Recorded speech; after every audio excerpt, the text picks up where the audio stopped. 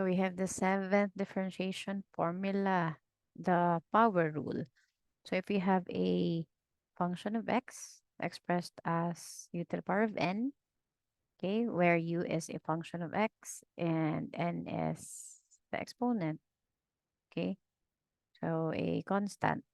So you copy the exponent n and then copy the base u and then you raise the u to n minus 1.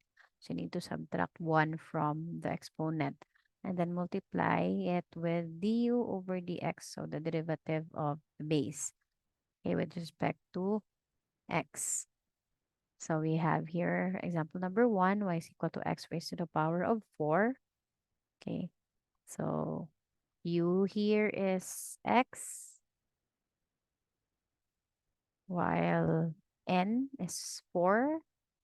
So just follow no the format. So you copy the n, so meaning 4, and then the base, and then n minus 1 multiplied by the derivative of x, the u, okay, the base of this function. So using identity function rule, dx over dx, or derivative of an x with respect to x is 1, right? So we have 4x cubed times 1, or that's 4x cubed. Okay, so that's for power rule, no? So if, for example, we have another one, okay, the same format, the base is still x, okay, and then, or let me remove first the coefficient so that you will really see the pattern. So x to the power of 5, for instance, okay. So this is not yet y prime. Okay, this is y is equal to x to the power of 5. So u is x and n is 5. So similar to x raised to the power of 4. So you copy the exponent and then copy the base and then subtract 1, no, from the exponent and multiply it with the derivative of the base, which is dx, no, over dx. So that's again identity function rule. So times 1. So we have 5x raised to the power of 4 times 1, or simply 5x raised to the power of 4. Or so let me write the 1 na lang. So 5x raised to the power of 4. So that's the pattern. No, you copy the exponent and then the base and then raise the base to a power equal to 1, no less than the original exponent, and then multiply it with the derivative of the base. So in short, if the base is x, so our du over dx is always 1. So if there is no coefficient for that x raised to the power of n term, so meaning, okay, so automatically, no, you multiply it by 1. So it's 4x cubed. If the exponent is 5, then it's 5x raised to the power of 4. And if the exponent is 6, so meaning 6x raised to the power of 5. If n is 100, for example, then the derivative is 100x raised to the power of 99.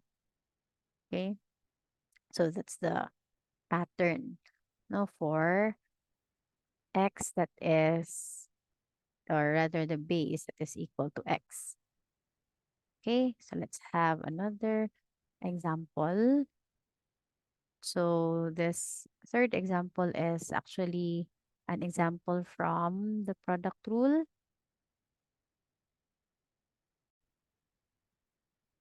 So in the product rule, so we label 3x minus 7 as our u and 7x plus 8 as our v, and then apply the product rule. So here we have another option to get the derivative.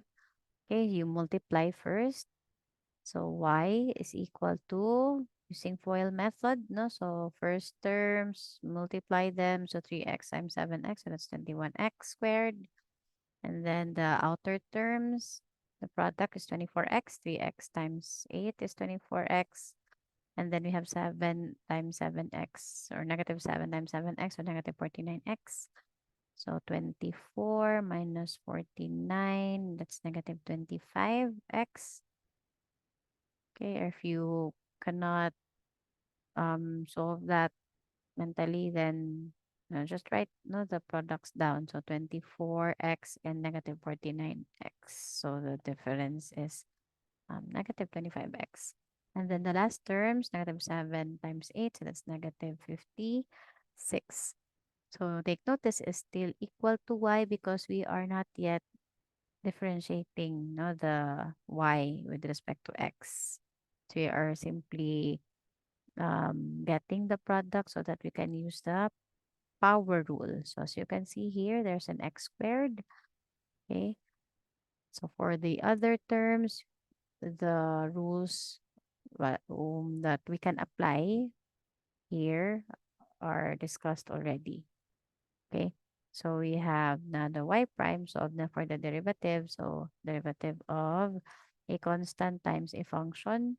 Okay. So meaning copy the constant and then multiply it to the derivative of the function of x. So from the power rule, derivative of x squared, okay, is 2x. No? You copy the exponent and then x and then reduce the exponent by 1. So that's 2 minus 1 or 1. And then for the next term, derivative of 25x. Okay, so just copy the constant and then derivative of x with respect to x using identity function rule is 1. Okay, and then for the constant term, derivative is 0. So y prime therefore is 42x minus 25. So this must be the same answer with the one using the product rule. So let's see. So it's on the side. Okay, so for product rule, okay, so the answer is here, 42x minus 25. So same answer if we are using the mm, uh, using the power rule, no, multiplying first the two functions and then apply the power rule and the other rules, of course. Okay, identity function rule and the constant rule. Okay, so we have the fourth example. Okay, so what if the base is not equal to x? So,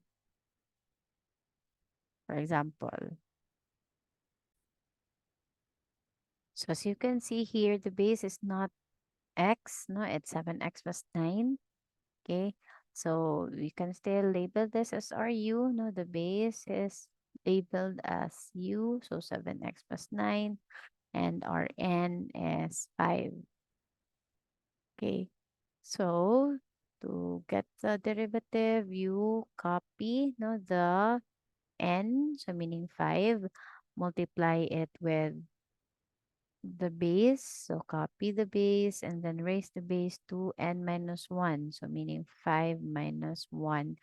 And don't forget to multiply it with the derivative of the base. So since it's not x, so you cannot apply the identity function rule. Okay.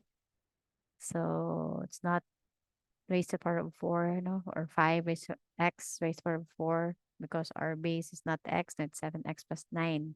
We have to multiply it with the derivative of 7x plus 9. Okay, so 5 times 7x plus 9 quantity raised to the power of 4. And the derivative of 7x plus 9 is 7, right? So multiply this by 7.